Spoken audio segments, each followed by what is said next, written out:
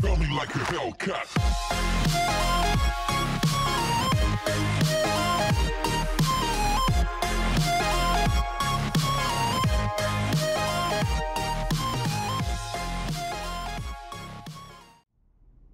Hi guys, welcome back to episode 5 of my Zero to Hero journey here in Elite Dangerous, and today we have something a little different.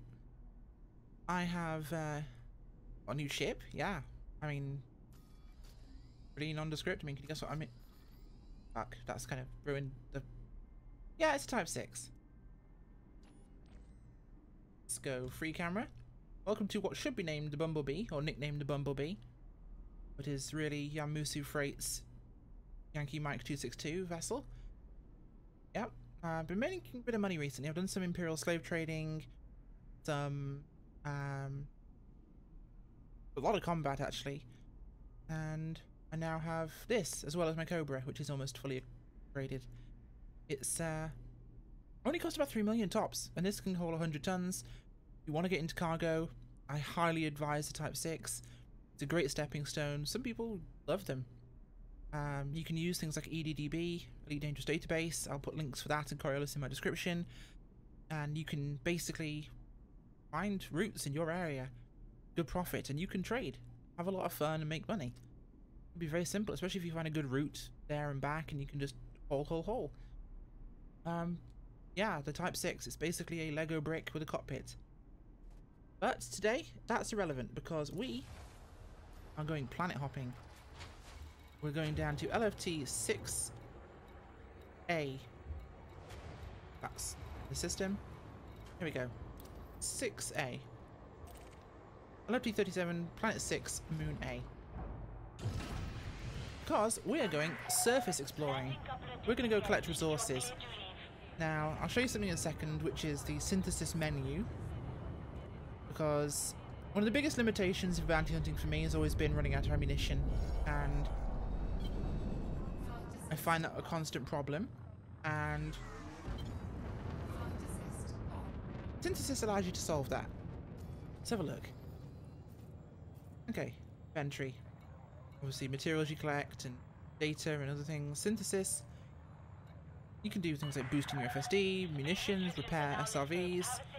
You can upgrade things as well. So if we look at small caliber munitions, I already have some because I literally just recorded this video, went to edit it and realized I'd muted the wrong sound in OBS, which I've just frickin' done now, so I apologize. But yeah, basically you now have the ability to go and collect these things, and it allows you to reload, but you can also boost once you get other components the power. Okay, so we're going to jump here,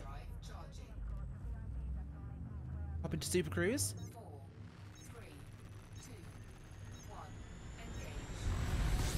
and off we go.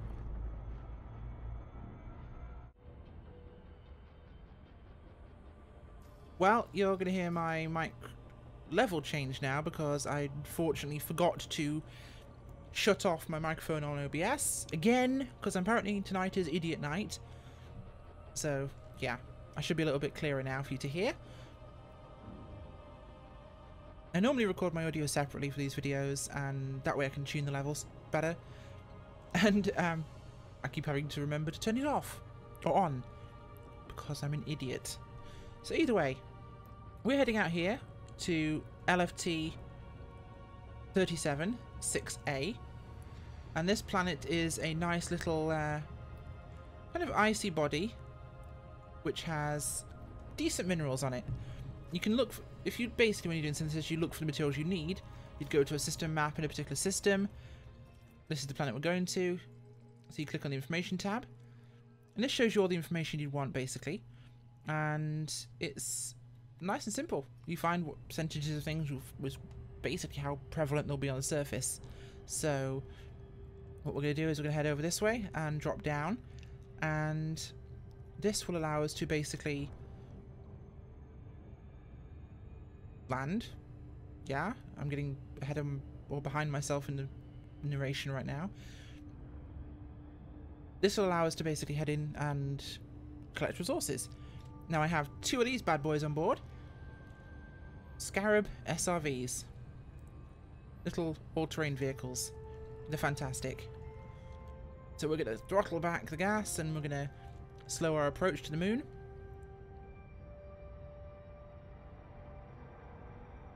That yellow orbital line is showing the orbital path of this particular moon we're heading to. And of course I'm going too fast because despite the fact I throttle down early, it's going to make no difference. Hi moon! Bye moon! God damn it. Well, we're going to have to try and land carefully now because my last video I was flying punch drunk. I was tired and I was bouncing off everything. It was ridiculous. It was like Miley Cyrus. I came in like a wrecking ball. So we're going to come in now and here's our planet, or our planetary body, aka moon. Head for the light side. Ain't nobody want to go resource gathering in the dark. Now, it's kind of two main types of things you'll find. There's mesometeorites and there's more kind of generic bronzium chloride ones. Typically you'll find more metallic stuff in craters, which seems logical, and you know what? They modeled it that way. It's actually how you find a lot of things. So we're going to head into orbital flight. We'll orientate ourselves to the surface of whichever direction we're coming from. We'll angle down now. Right, we're going to head for that crater over here at the head of the valley.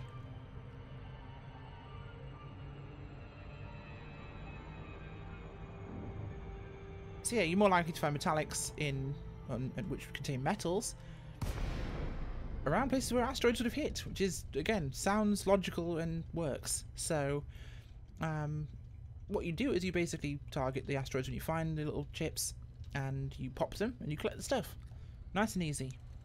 How you find them, that involves a scanner equipped on the SRVs. This thing is, well, when everyone's first time playing through, it's completely confusing. It's horrendous. It makes no sense. Hopefully, I'm going to get a chance to show you guys how it works, and we're going to learn from that, because it's really useful once you learn how to use it. Okay, let's be careful with landing. Notice on the bottom of my hood, on the right hand side, I see a little number at the bottom which is 0.08. That's how many G's the surface has. You'll notice some of them could be 3, 4, 5, 6 G. Those ones are hard to land on. This one not so much. Boost and head down. Have to be careful to decelerate in time, otherwise we'll smack into the surface. I'm going to put down on that little pedestal there, almost to form a river valley we can see on the surface. So maybe there was water on this moon at some point in time, which is kind of cool if you think about it. You know, this geological forms and things we see, and it's beautiful to kind of imagine how surfaces formed. Okay, gear down and lights on. Good approach for landing. Landing gear deployed. Bring it down carefully. Now you'll notice the little ship icon on the terrain. It's going to say unsuitable terrain, and when it stops saying it, you can basically start coming down. And you'll... that's the surface. We'll basically shuffle around till we get blue, which signifies suitable. Apparently this part isn't suitable, which it was a second ago. So we'll move around here.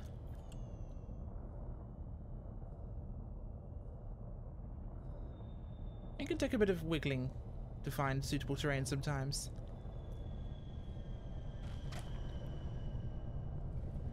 Alright, that's not suitable, so we'll go over here. This looks far more suitable. There we. It can be picky at times.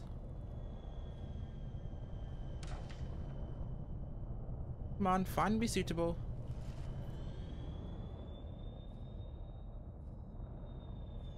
This has to be suitable. This is basically flat. Why is this so hard? Nope, we had it. We had it. It's not normally this picky, guys, I promise you. This is just being pedantic with me today.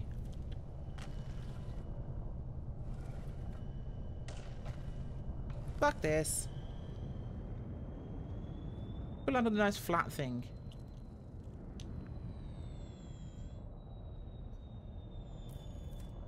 Okay, we're aligned. Put it down. Okay, let's leave the ship. Ooh, leaving a spaceship.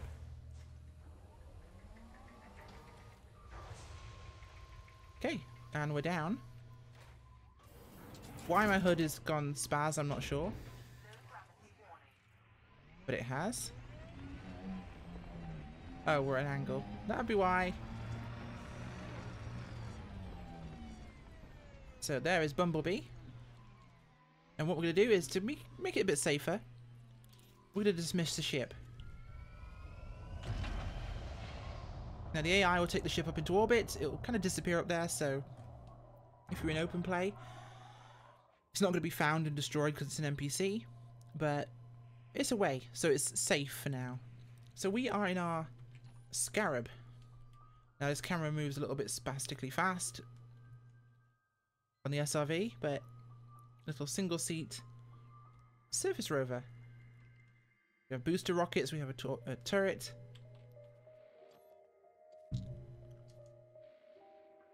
Gorgeous piano music.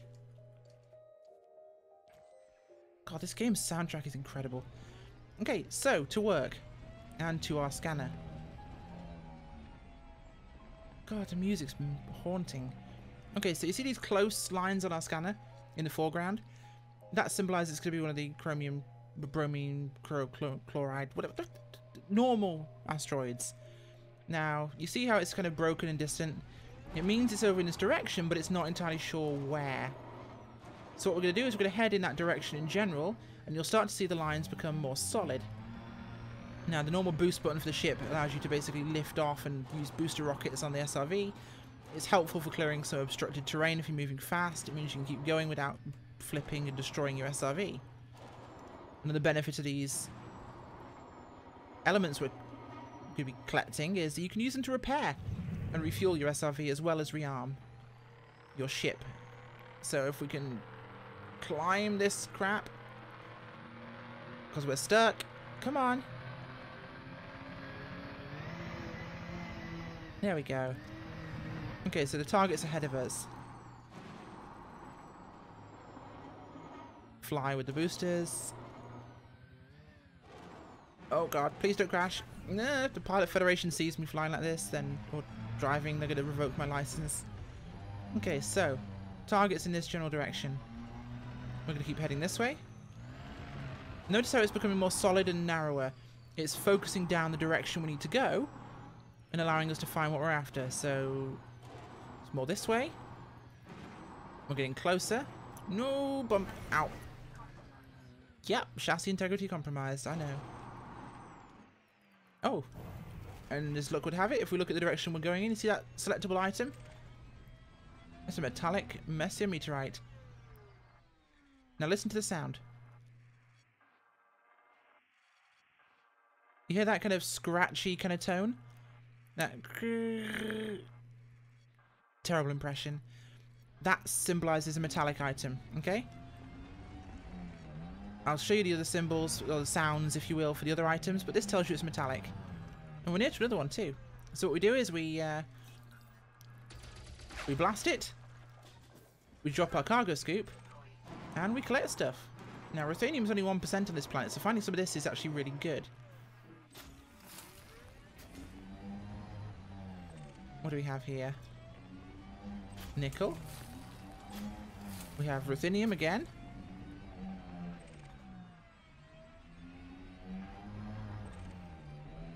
What's this? Let's grab some of this. Oh, something new. Niobium. Cool. That's everything collected from here. So it turns out there's two other meteorites nearby, which is fantastic. The metallic ones tend to come in groups. So we blast this one. And normally you can boost through so if you can catch them before they land. That's cadmium. Sometimes the low G worlds it takes forever for them to land, so I tend to just boost through them and collect them that way. To collect with the SRV, it's not like a ship. You just basically go over the item or hit it and it collects it. It's nice and simple. But it has to be selected first, of course.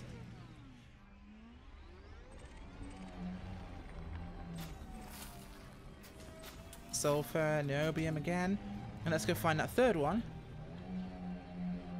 There we go. The auto-targeting is great on the SRV. Does exactly what we need. Let's go and grab this one. Cadmium. Okay, so these are actually kind of on the rarer side, some of these, so that's useful to have.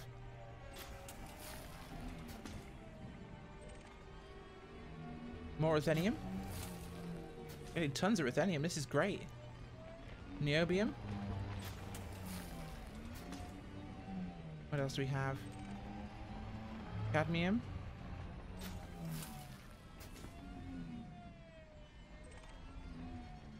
Okay, if I try and find this stuff, that'd be great. Okay. Close our cargo hatch and we're going to go look for some more. So, what do we have on the scanner?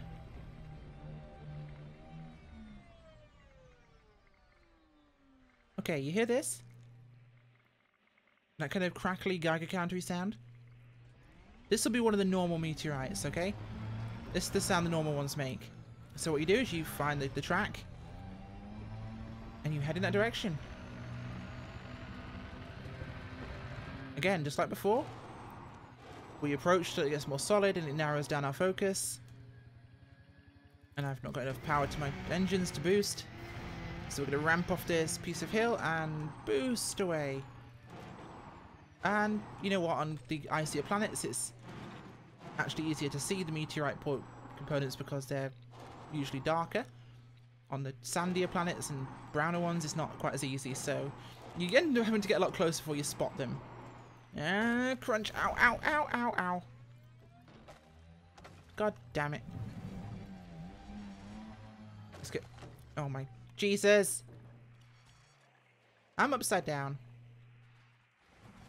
Yeah, they're revoking my license. Your license to space has been revoked. Come on, climb. It's like a redneck hill climb. Let's just rocket our way up there. Come on, gravity. Work for me. Work for me. Nope, no, no, no, no, no, no, no, nope. Bonk. This is going my way, isn't it? Come on, let's climb. Looks like some redneck hill climb in this place. Come on. Let's go. We're mudding in space. So even rednecks can have fun in the galaxy.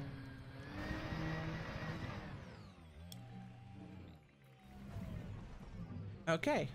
Right. The bronzite chondrite. There we go.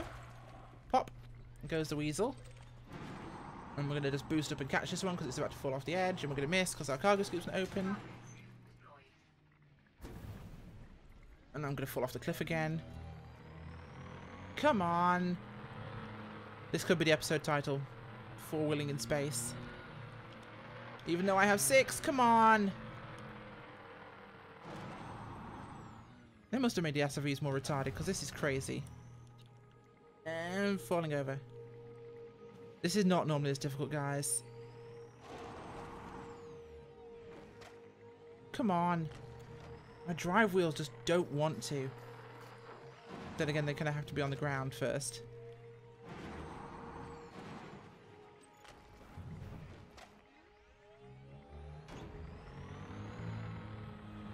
This is so friggin' unusual. This never happens.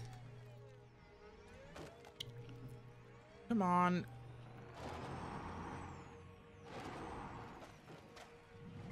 Falling off the friggin' mountain. Okay. We're good. Come on, redneck 4-wheeling in space. Let's go. Come on. Boost and climb and boost and climb. That's it. That's it. That's it. That's it. Don't fall. Don't. I'm making this look harder than it is. Trust me. Fucking space crap. Hopefully you're laughing at my expense because I look like a friggin' idiot right now.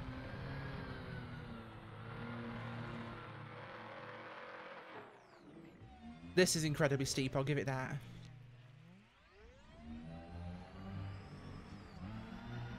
This is very treacherous terrain. Right, where's this junk?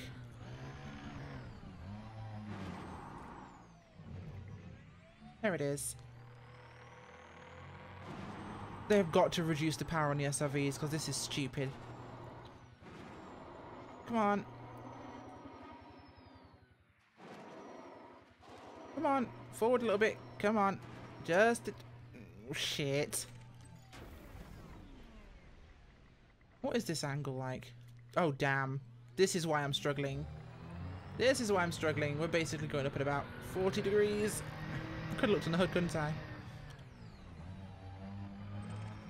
Come on. Yeah, we're climbing about 30, 40 degree grade in space, so kind of explains why it's difficult, but some of these aren't in great spots.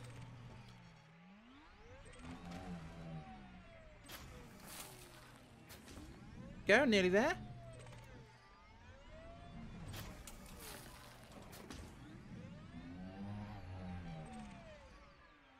And the last one. Okay, so you've heard the sound of a metallic, you've heard the sound of a regular. There's one ahead of us. Let's hope this is nice and easy. Now listen. It's the Geiger counter sound, so it's a regular bronzite chronite. Whatever the hell that's named. Let's boost our way along, and we will zone in. Hopefully you guys are reading this kind of like I am now, and it's making a lot more sense.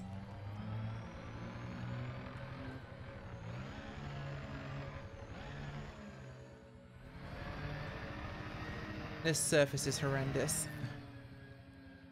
Don't know where my ship's going to come when I call it in again, because it goes to the nearest flat patch, and that's not here. Okay, there it is, that direction. You'll note it gets louder as well when we get closer. That's a rock. That's a rock. Okay, so this is one of the advantages of boosting. There it is. I get to jump over the rocks and not crash. Always useful. And there's another one. Nice. Let's blast this space junk into pieces, and we'll collect this crap.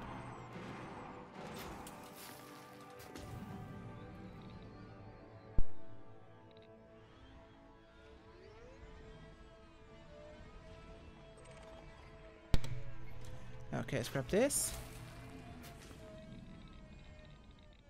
So much easier on flat ground, isn't it? Trying to scoop on a 40-degree incline. This feels easy. There we go. And now I'm stuck on a rock. Fantastic! Just after I say it was easier, I get stuck. Literally my luck. Oh great, here's another hill to climb.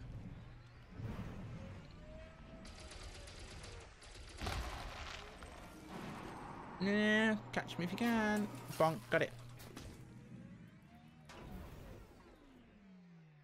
Fall off this mountain as well, because it seems to be our habit.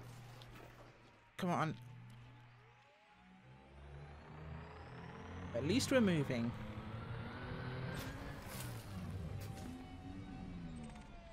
The last bit. Cool. So I'm going to try and get down to this flat part now, because we've collected quite a few bits of elements there. And ow, ow, bonk, ow, ow. And I'm going to show you another thing. Once we get to flat ground. Big rock, bad. Jumping off cliffs is fun, because this is the result. You get lovely space flight, especially in lower G planets like this one. And if I angle my thrusters that way, I can travel laterally.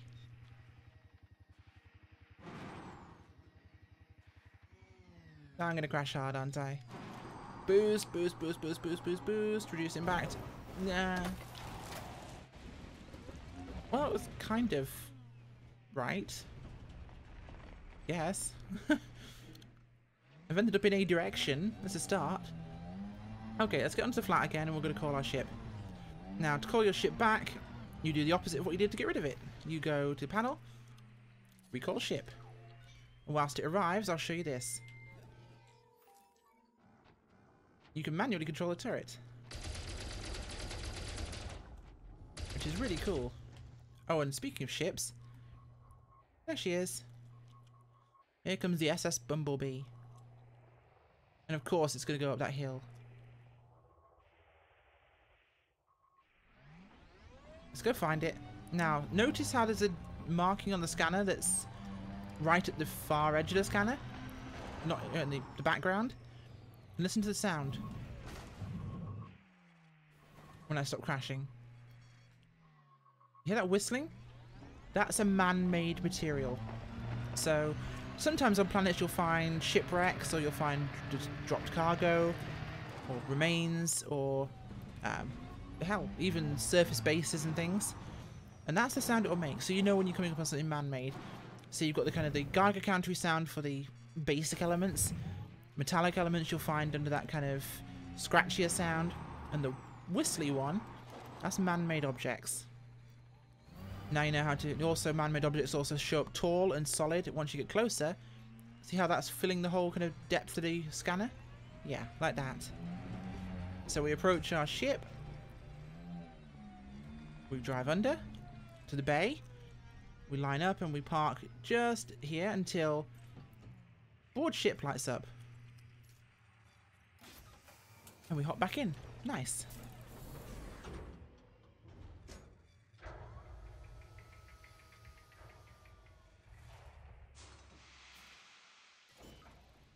Then it's a simple case of lift up on your thrusters.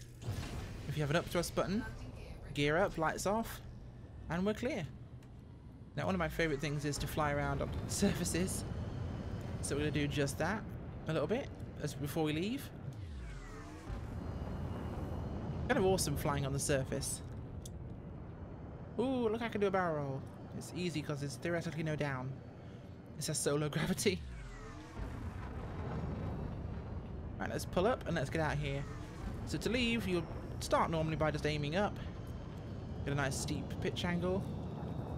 And once you leave mass lock from the surface, you can charge and hit an escape vector, which will take you back into orbit.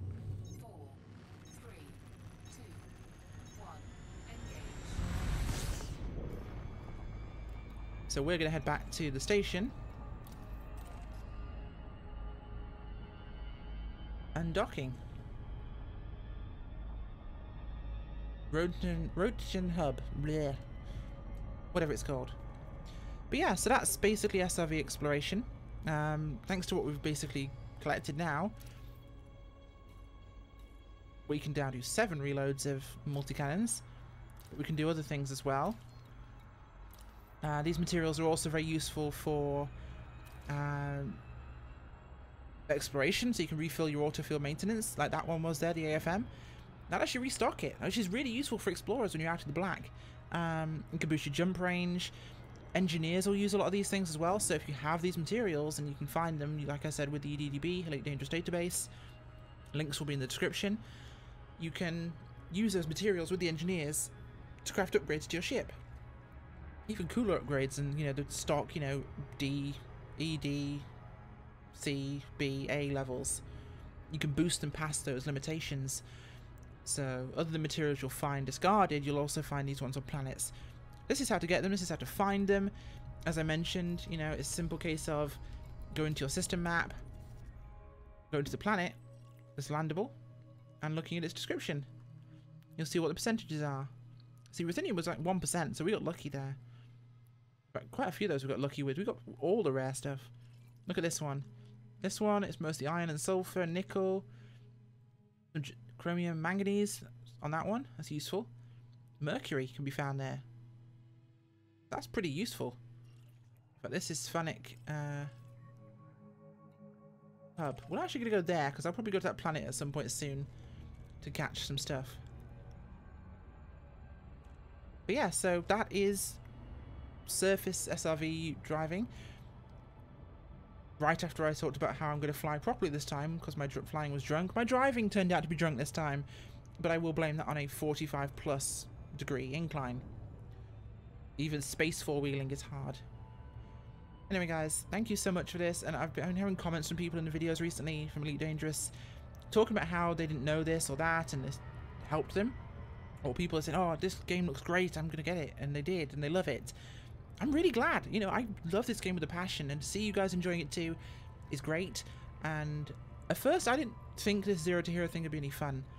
Honestly, starting out fresh and being able to look at what I've learned and how I can apply it and the fact that I can share that with you guys is great, because I get to show you guys some of the ways I can do things now that I would have done first, and it's helped some people. So that's a huge reward, and I'm so glad you guys love these videos. So yeah, thank you for watching, and we'll see you soon. Bye-bye.